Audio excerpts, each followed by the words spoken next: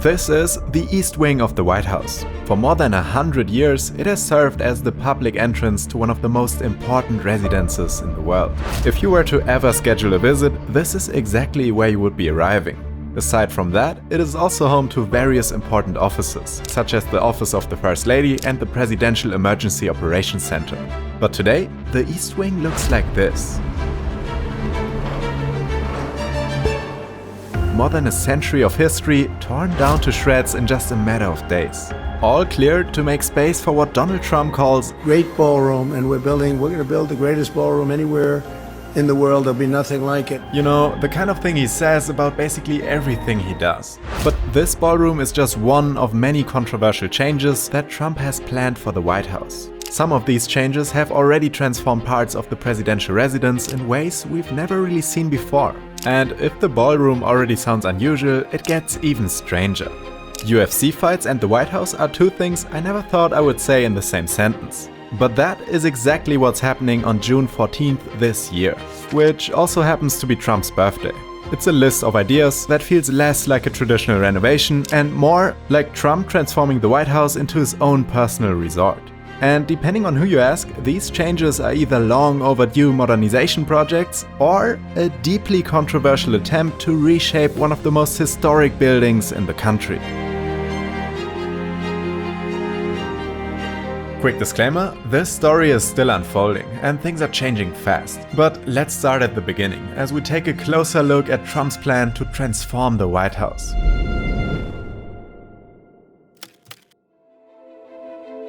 This is 1600 Pennsylvania Avenue, or more commonly known as the White House. For more than 2 centuries, this building has served as both the home and the workplace of the President of the United States. Inspired by European neoclassical architecture, the building was designed to project power and stability. But the White House we see today is actually the result of more than 200 years of constant change. The building has been rebuilt, expanded and renovated countless times by different sitting presidents.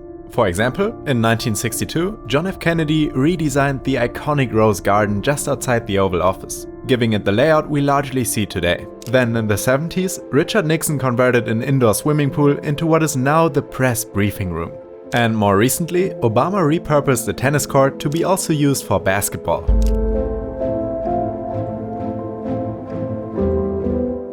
Though these may be relatively small changes, what started as a single mansion has slowly grown into the White House complex that we know today. At the center of it all is the executive residence, where the president and their family actually live. This was the very first part of the White House, which was built and completed all the way in 1800. Aside from various bedrooms reserved for the first family, this building also contains the White House Library and the diplomatic reception room, which serves as an entrance for foreign delegations. Connected by the West Colonnade from the executive residence is the West Wing. This part of the White House is home to the iconic Oval Office and serves as the primary workplace for the president and their staff. The West Wing also contains the cabinet room, the press briefing room and the famous Situation Room.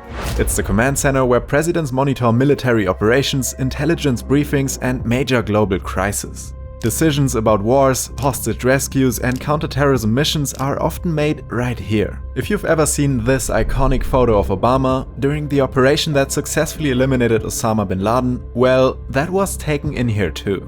And finally, on the opposite side of the executive residence is the East Wing. Well, was the East Wing.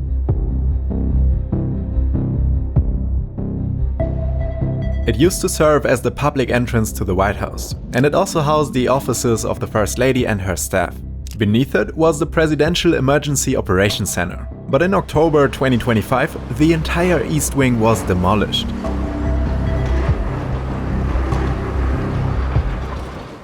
Remember that month, because the timeline of events will be important as we dig deeper into the legality of all this. For decades, this layout remained largely untouched. Presidents redecorated rooms, updated technology, and occasionally restored parts of the building. But the overall structure stayed largely the same, even during what was arguably the most dramatic renovation in the building's history.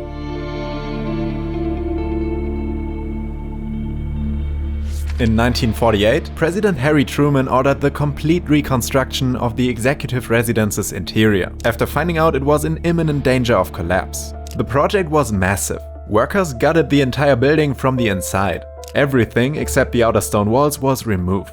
Behind the historic facade, an entirely new steel frame was installed, along with modern plumbing, electrical systems and reinforced floors. By the time the renovation was finished in 1952, the interior of the White House had been completely rebuilt. But from the outside it looked almost exactly the same. The historic facade was preserved, and most importantly, the overall layout of the White House complex remained unchanged. Which is exactly why what's happening right now is quite unusual. Because for the first time in generations, an entire section of the White House complex has been demolished. And it wasn't because the structure was collapsing or an emergency renovation. Donald Trump personally ordered the East Wing to be taken down to make space for his extravagant ballroom. So let's take a closer look at this ballroom. In July 2025, roughly 6 months after returning to office for a second term, Trump unveiled plans for what would become the largest new addition to the White House complex in modern history. A massive state ballroom, built directly where the East Wing once stood. According to Trump, the new ballroom would be capable of hosting as many as 650 guests at once. For comparison, the East Room, which is currently the largest event space inside the White House, can only hold around 200 people for a formal seated dinner.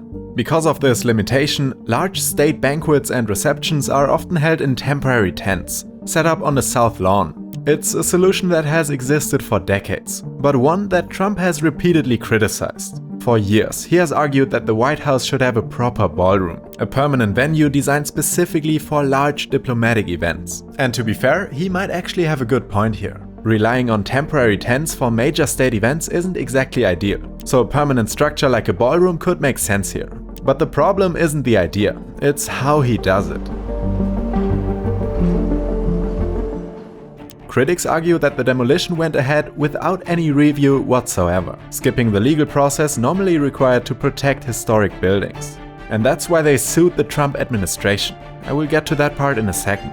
Based on early plans, this ballroom would span 8,360 square meters, or 90,000 square feet. For comparison, the executive residence is only 5,100 square meters, or roughly 55,000 square feet. Initial renders of the project feature grand chandeliers, high ceilings, and ornate classical detailing.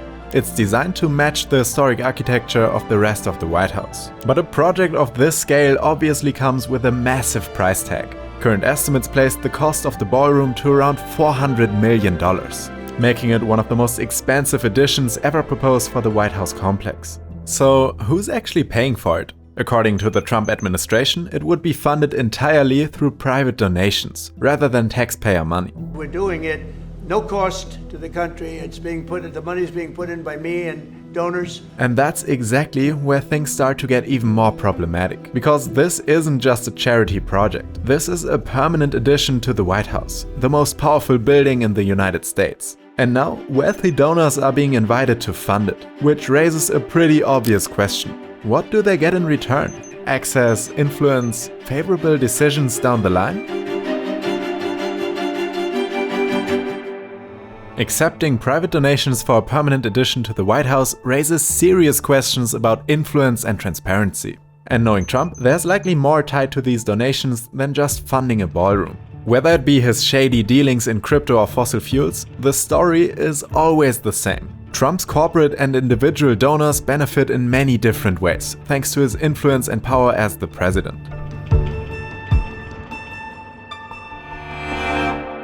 Then there's the question of timing. Building a project of this size inside one of the most secure and historically protected compounds in the world is far from simple.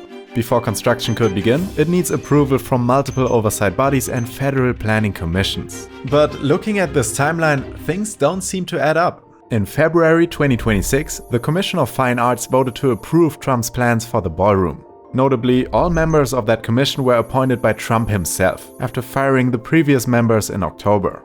Shortly after, a federal judge declined to immediately stop construction on the ballroom after a lawsuit was filed by preservation groups. But a few weeks later, just as we were editing this video, that decision changed. On March 31st, the same judge ordered construction to halt, saying that the project likely cannot move forward without approval from Congress. The administration has already appealed, meaning the legal battle is still ongoing.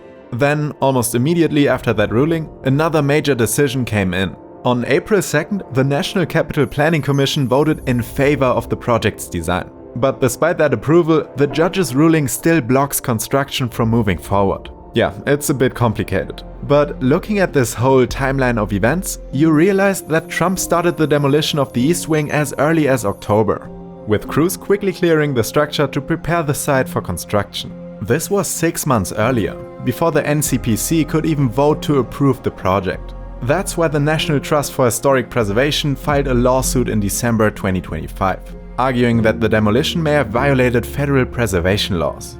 And even the media was left just to stare, as the historic building was demolished.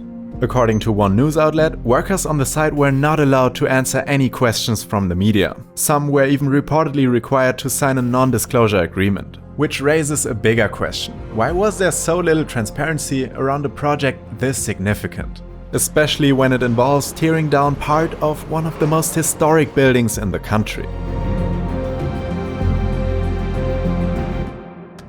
And in the meantime, the White House complex is already starting to look very different ever since Trump returned to office in 2025.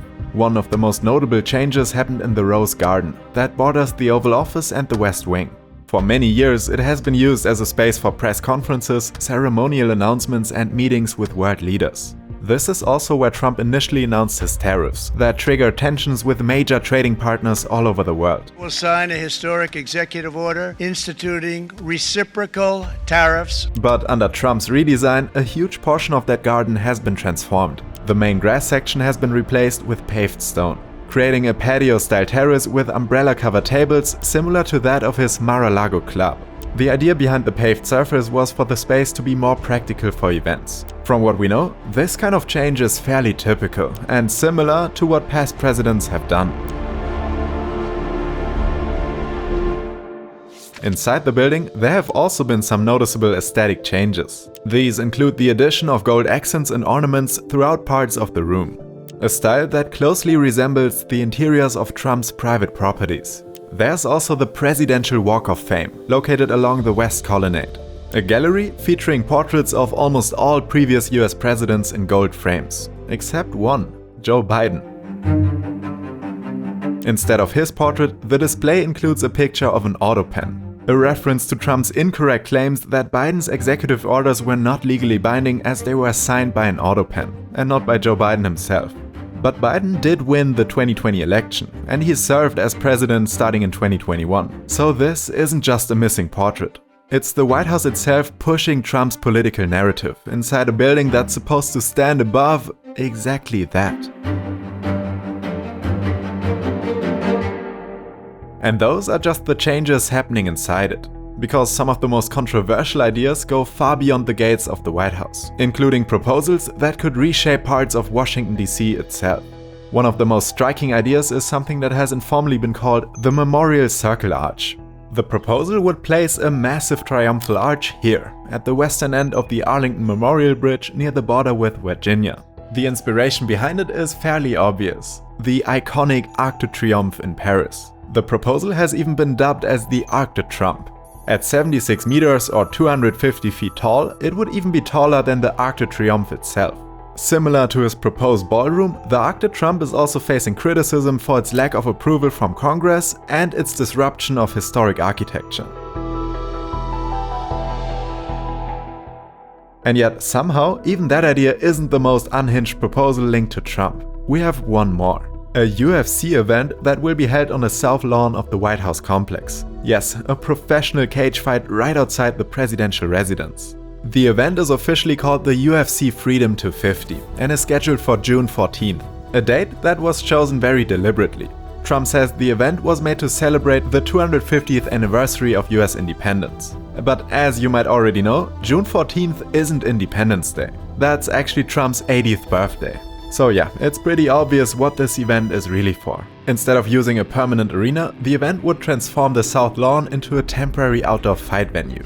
At the center would be the iconic UFC octagon, surrounded by temporary seating and lightning rigs, with the White House itself serving as the dramatic backdrop for the broadcast. Large viewing screens will be set up nearby at the Ellipse, where as many as 85,000 spectators could gather to watch the fight live. The event is estimated to cost $60 million. And just like the ballroom, organizers say no taxpayer money will be used.